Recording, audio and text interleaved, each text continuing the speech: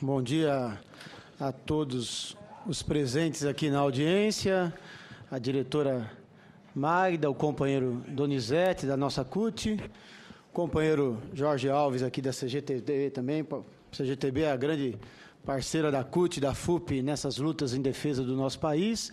E o nosso querido senador Paulo Paim, senador dos trabalhadores brasileiros e que, com bastante frequência, atende aquelas questões que nós consideramos fundamentais para os trabalhadores e para a sociedade brasileira como um todo aqui nessa casa. Eu queria cumprimentar a comissão pela iniciativa. Esse tema ele é atualíssimo e importantíssimo. Nós não temos dúvida que, a depender da maneira com que o Brasil trate essa questão para os próximos anos, poderemos ter um outro país num futuro não muito distante. A depender da maneira que trate, os riscos são muito grandes conforme a gente vai tocar aqui nessa pequena apresentação, senador. Eu, de acordo com o tempo estipulado, a gente preparou poucos slides só para a gente realmente tocar na questão do leilão. O tempo é 10 minutos com mais 5, mas pela importância do tema, quem tiver que usar mais 5 vai usar extrapolando 20 minutos para cada orador. Então eu agradeço bastante, porque certamente é um tema complexo que é difícil a gente tocar em pouco tempo, mas nós vamos focar realmente na questão do leilão, a questão das condições de trabalho e que dialoga diretamente com o desenvolvimento nacional. Aqui já me concederam aqui, senadora, a tecnologia avançada aqui na apresentação, então eu mesmo vou tocar por aqui. Bom, quem somos? Eu sou o Moraes, conforme o senador Paim já apresentou, sou o atual coordenador da FUP. A FUP ela é a principal entidade de representação dos petroleiros no nosso país. De 18 sindicatos existentes, 13 são filiados à FUP. Ela foi fundada em 93, temos uma base de cerca de 30 mil trabalhadores sindicalizados. 61% dos trabalhadores da Petrobras são sindicalizados e trabalhamos com uma base total de cerca de 250 mil trabalhadores, entre terceirizados, trabalhadores privados e também os companheiros aposentados. Também gostaria de salientar que nós, a Federação Única dos Petroleiros e os petroleiros do Brasil, sempre se apresentaram para a sociedade brasileira para esse debate. Só não nos apresentamos na campanha do Petróleo é Nosso, na década de 40 e 50, porque no país ainda não havia petroleiro, senador. De lá para cá, todas as vezes que essa questão esteve pautada ou ameaçada, os petroleiros se apresentaram com ideias, com propostas e também nos mobilizando, não meramente como uma defesa da corporação dos nossos interesses, e sim como interesse do nosso país. Foi dessa forma que nós sempre abordamos, defendendo os nossos direitos, mas sabemos que o petróleo é uma riqueza que não pertence a quem nela trabalha, e sim ao conjunto da sociedade, pela importância que tem no mundo moderno. Dialogando diretamente com o que eu tocava anteriormente, por que nós petroleiros somos bastante críticos em relação à realização dos leilões. Essa transparência rapidamente mostra como que se comporta o petróleo no mundo, né? A partir da invenção do motor à explosão, o petróleo foi adquirindo cada vez mais importância para a sociedade e hoje ele representa mais de 50% da energia do planeta.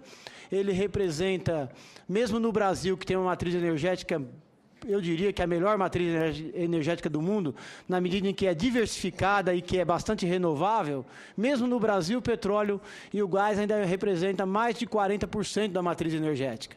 Então, portanto, não existe futuro para uma nação que não tenha um olhar estratégico para essa riqueza e não meramente um olhar econômico. Vejamos aqui.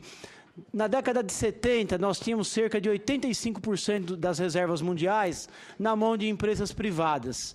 Se considerarmos aqui, ainda naquela ocasião, as empresas mistas, esse número seria um pouquinho diferente, mas eu vou aprofundar no final, que é mais importante. A partir da primeira crise do petróleo em 70, o mundo passou a assumir mais e mais o controle dessa fonte de energia. Eu falei enquanto fonte de energia, mas é importante que se diga também que o petróleo e o gás, ele está presente em 90% de tudo que se move no mundo, enquanto energia, mas ele está presente em mais de 3 mil produtos da vida moderna. Nenhum de nós, certamente, poderíamos nos locomover nessa sala sem esbarrar por algo feito de petróleo, enquanto matéria-prima. Portanto, o controle do Estado e da sociedade é absolutamente fundamental. Por isso, a partir da primeira crise do petróleo, quando as empresas privadas sequestraram o mundo, aumentando abruptamente o preço do petróleo, a sociedade passaram a controlar cada vez mais, a ponto de chegarmos em 2006 com uma invenção total disso aqui. Em 2006, as reservas de petróleo no mundo, quase 80% estava na mão do Estado, em empresas públicas. Se considerarmos as empresas de capital misto, como é o caso da Petrobras, esse número salta para praticamente 90%. Pouco mais de 6% sobre controle de empresas privadas. Portanto, não temos dúvida que afirmar que a quebra do monopólio do petróleo no Brasil em 95, 97 e o avanço do setor privado nessa área da nossa economia vai na contramão do que acontece no mundo. O mundo assume cada vez mais o controle. Nós aqui apresentamos também rapidamente uma rápida abordagem do que foi a 11ª rodada realizada recentemente pela Agência Nacional de Petróleo, que foi propagandeada pelo governo e pela agência como um grande êxito. Para nós, trabalhadores, pode até ser um êxito para quem está à frente do Estado, para o governo, para o Executivo. Do ponto de vista da sociedade e do povo enquanto futuro, para nós foi um grande prejuízo, primeiramente econômico, mas mais do que econômico, um prejuízo à nossa soberania, na medida em que avançou a participação do capital privado nesse setor importante da economia. Mas eu vou tocar um pouquinho, como o mundo se move pela economia, né, senador? Vamos tocar um pouquinho na questão econômica. A principal área leiloada foi a chamada margem equatorial, que está aqui, ali no litoral do norte do nosso país, cuja geologia é bastante semelhante com a geologia da África, da época ainda que os continentes estavam juntos, na Pangeia. Então, lá já se tem, na África já se tem a certeza de reservas importantes já descobertas lá.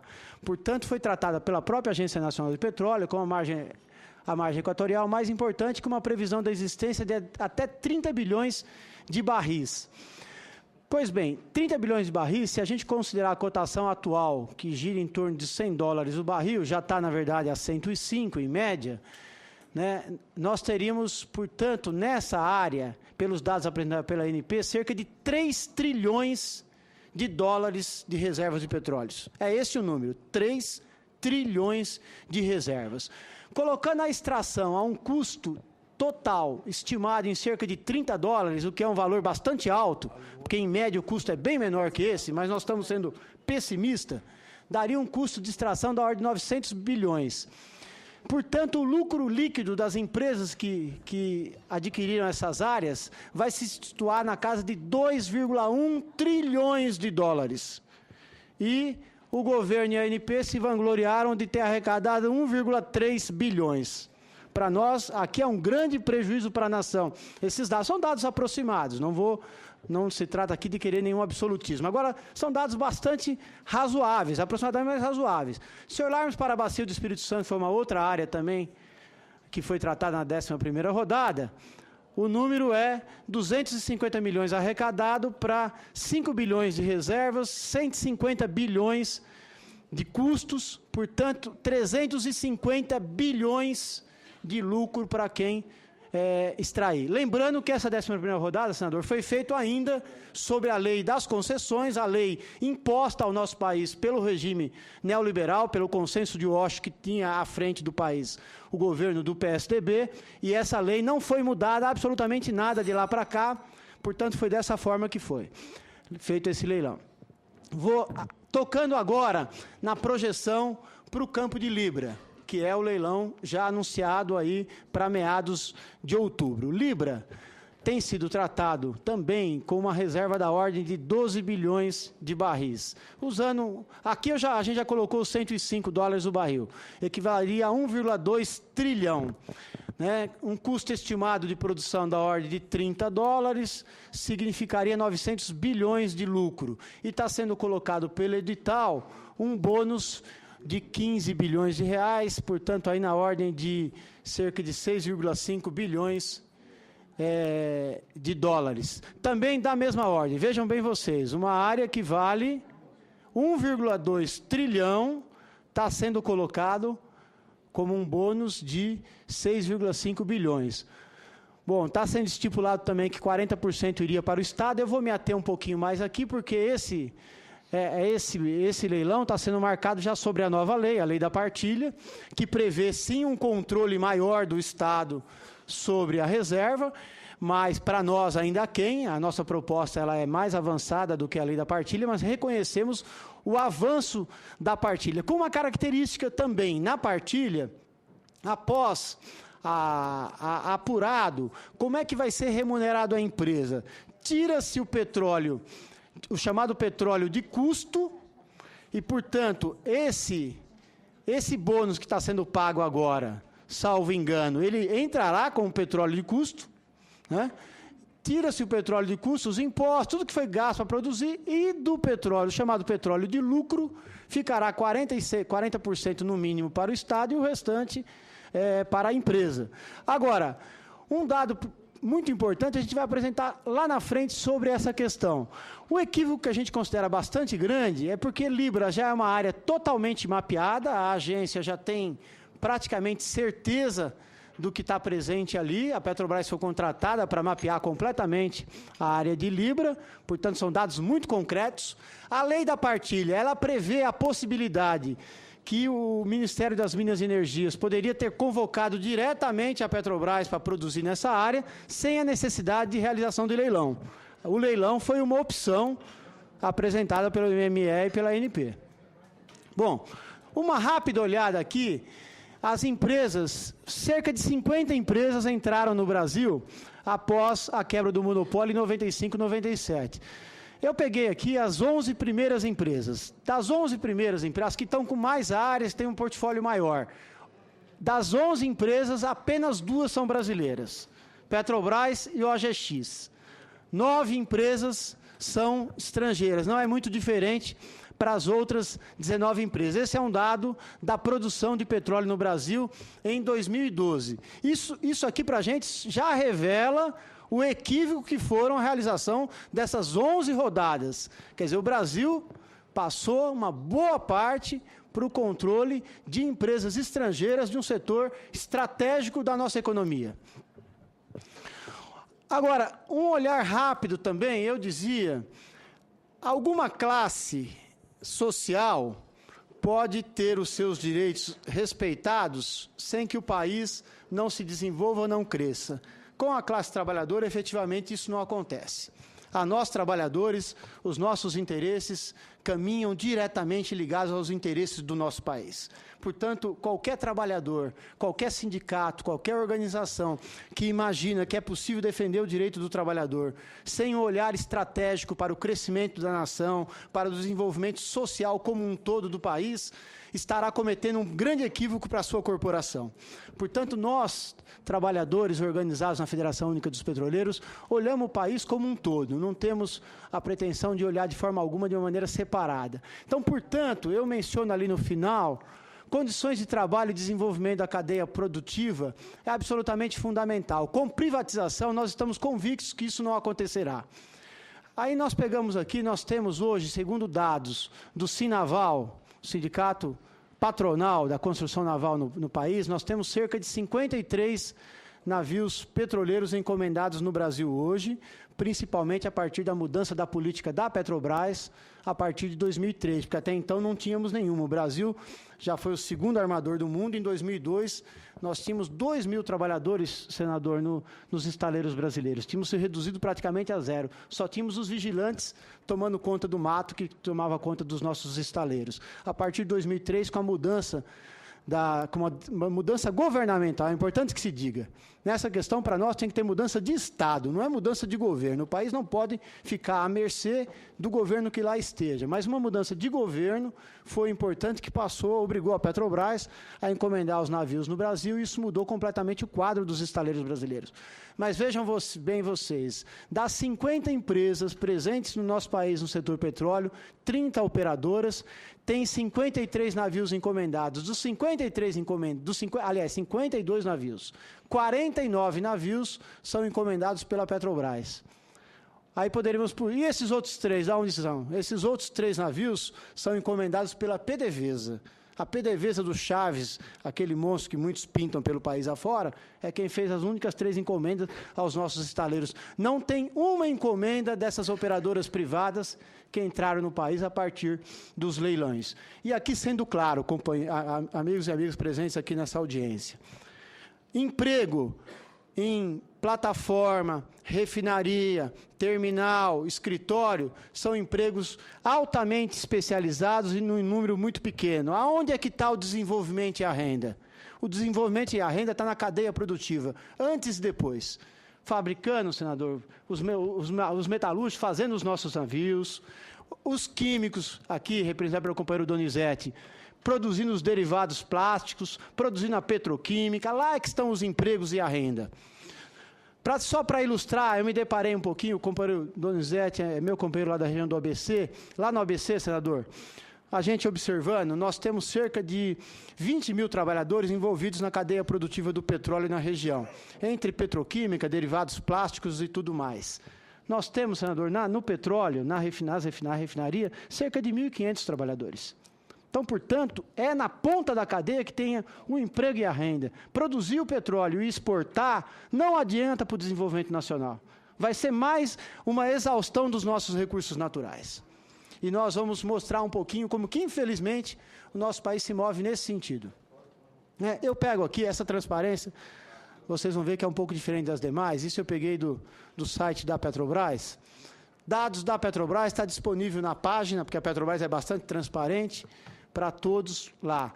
A Petrobras planeja produzir, em 2015, para pegar um dado bem real, cerca de 3 milhões de barris, para um consumo aqui em verde. Em verde é o mercado de derivados de petróleo no Brasil, né? A carga processada nas nossas refinarias em azul e a produção, aliás, a produção em verde, o meio amarelinho ali, não dá para distinguir direito, mas é esse aqui. Aqui é o mercado de derivados e a produção que a Petrobras planeja. Então, ela planeja para 2015 3 milhões de barris. E o Brasil vai estar consumindo cerca de 2,5 milhões. Portanto, a Petrobras estará exportando 500 milhões de barris em 2015. E planeja para 2020, olha esse dado aqui, produzir 5 milhões de barris para um mercado brasileiro de cerca de 3 milhões e 200. É esse o dado aqui. Então, portanto, exportar 1.700.000 barris só a Petrobras. As empresas privadas têm muito chute, mas fala-se 1 milhão de barris. Mas só esse número da Petrobras já é um número muito alto. Para nós, há que se aproximar esses dois dados aqui no gráfico. Nós não podemos nos movimentar no sentido de exportar petróleo. Se nós nos movimentarmos nesse sentido, nós estaremos repetindo a tragicomédia de país de terceiro mundo que exporta recurso natural, ao invés de processar o seu desenvolvimento, gerando emprego e renda no nosso país. Agora, se isso já aconteceu de maneira equivocada em outros momentos, quando a gente trata de um bem estratégico quanto o petróleo e o gás, é ainda mais grave. Tem uma outra transparência que aponta o quanto cresce o consumo de petróleo e gás na China e na Índia. Quero dizer para vocês, com muita franqueza, o petróleo do pré-sal, que o presidente Lula apontava como um bilhete premiado e que alguns faziam chacota disso, cada vez se confirma mais o quanto, de fato, o peão metalúrgico estava certo, enquanto muitos doutores que desdenhavam estavam equivocados. O petróleo do pré-sal cada vez se confirma mais, não só a existência, quanto a qualidade dele, né? Agora, no entanto, digo para vocês com muita tranquilidade, é a maior descoberta petrolífera dos últimos 30 anos, a maior, se usarmos para o nosso povo. Se colocarmos à disposição dos sugadores de energia do planeta, não vai dar para nada. Outros países já se iludiram com isso. Indonésia exportou petróleo a $1, hoje exporta a 105. Os nossos irmãos argentinos exportaram petróleo a $5, hoje estão exportando a $100. Porque os sugadores de energia do mundo consomem esse petróleo do pré-sal de uma maneira muito rápida, muito rápida. Um americano consome 6, 7 vezes mais energia que um brasileiro. Consome 10 vezes mais petróleo para poder movimentar a sua máquina de guerra. Então, é muito importante, pode significar redenção nacional se for voltado para os nossos interesses. Se for voltado para a exportação, não vai dar para nada, né? A gente aponta aqui ainda alguns dados do mercado de trabalho, senador, que é o pedido daqui da comissão. Olhem só, nós temos na Petrobras cerca de 85 mil trabalhadores próprios, temos cerca de 360 mil trabalhadores terceirizados divulgados pela Petrobras. A Statoil da Noruega, que com muito orgulho nós dizemos que as condições de trabalho dos trabalhadores da Petrobras só tem como paralelo no mundo os trabalhadores Statoil na Noruega, porque aqui no Brasil não. Aqui no Brasil ela atua como uma empresa privada qualquer, ela tem cerca de 200 trabalhadores próprios, 500 trabalhadores terceirizados. Agora, esses trabalhadores próprios são basicamente trabalhadores administrativos dos escritórios. Nas plataformas, nas áreas produtivas, não tem trabalhadores próprios, são todos terceirizados. A mesma coisa a Shell. Agora, a Shell ainda é pior, porque a Shell não divulga as coisas. A Statoil ainda tem um pouquinho de transparência e divulga. A Shell tem cerca de 700 trabalhadores, ela mistura tudo nos seus dados, então ela coloca lá trabalhadores das plataformas junto com os trabalhadores do comércio de petróleo, de derivados, isso mistura comerciário com petroleiro, dá uma confusão, mas o nosso sentimento pelos dados que a gente tem de companheiros de sindicatos irmãos, é que esses 700 trabalhadores da Shell também não estão presentes, trabalhadores próprios nas plataformas. E quem conhece um pouco das condições de trabalho do nosso país, sabe o quanto terceirizar é precarizar. Essa é a história. A OGX, do seu Eike Batista, a mesma coisa, 6 mil trabalhadores próprios, 6 mil trabalhadores ao todo, apenas 350 trabalhadores próprios. E a mesma coisa, todos trabalhadores administrativos. As plataformas estão todas subcontratadas, terceirizadas. Então, qual o resumo que a gente faz do que significou até aqui os 11 leilões para as condições de trabalho no país, senador? Terceirização ainda maior que da Petrobras, que nós já consideramos um completo equívoco. Jornada de trabalho maior do que as jornadas praticadas pela Petrobras, sem negociação coletiva, ou quando tem, muitas vezes com um sindicato cartorial. Qualquer um pode acessar a página do Sinditob, que é um sindicato criado pelas empresas, é um sindicato de trabalhadores criado pelas empresas de petróleo no nosso país. Qualquer um que olhar a página vai ver que ali não é página de sindicato de trabalhador. Não tem sequer relação com nenhuma das nossas nenhuma central sindical, não aponta o DIEESE, é realmente um sindicato patronal com o qual a maior parte das empresas negociam. Falta transparência na divulgação dos resultados, falta desenvolvimento da cadeia, nenhuma dessas empresas se propõe a construir uma refinaria no nosso país, nenhuma delas, né? Se dizia muito que a abertura viria para fazer refinarias, né, senador? Nós ficamos 30 anos sem fazer refinaria e só passamos a fazer também com uma mudança política de governo, né? Porque, se depender das empresas que estão entrando, não sai refinaria, muito menos cadeia produtiva. Bom, então o que nós pensamos? Até para a gente concluir aqui. Precisamos mudar essa história, desenvolvendo a cadeia produtiva como um todo, exigindo melhores condições de trabalho, atualizando a Lei 5.811 de 72, que é a lei que rege as condições de trabalho para esse setor, e exigindo o seu cumprimento, que as empresas privadas também não cumprem essa lei.